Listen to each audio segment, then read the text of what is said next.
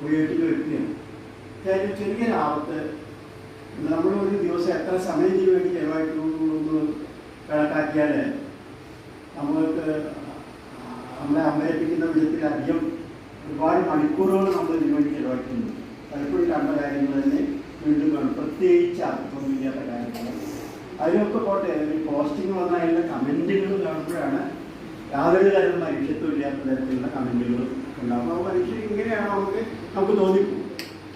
നേരെ മറിച്ച് പുസ്തകങ്ങൾ വായിക്കുക എന്നുള്ള പഴയ ശീലത്തിലേക്ക് നമ്മൾ തിരിച്ചു പോവുകയാണെങ്കിൽ അത് നമുക്ക് ഒരുപാട് നന്മകൾ നൽകിയിട്ടുള്ളതാണെന്ന് ഞാൻ കരുതുന്നു.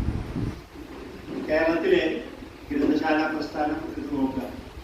ഈ കോഴിക്കോട് നഗരത്തിൽ തന്നെ വളരെ പ്രധാനപ്പെട്ട ചില ഗ്രന്ഥശാലകളുണ്ട്.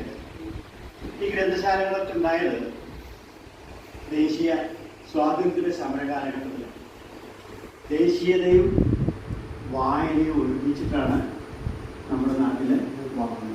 ഇവിടെ നമുക്ക് അതിൻ്റെയൊക്കെ അവശിഷ്ടങ്ങൾ അവിടെയൊക്കെ കാണാൻ പറ്റും. അല്ല, സെൻഗുപ്ത വായനശാല എന്നൊക്കെ പറഞ്ഞിട്ട് പേരുകളുണ്ടാകും. പേരൊക്കെ എവിടുന്നാണ് വന്നത്, എവിടെയോ കിടക്കുന്ന അന്ന്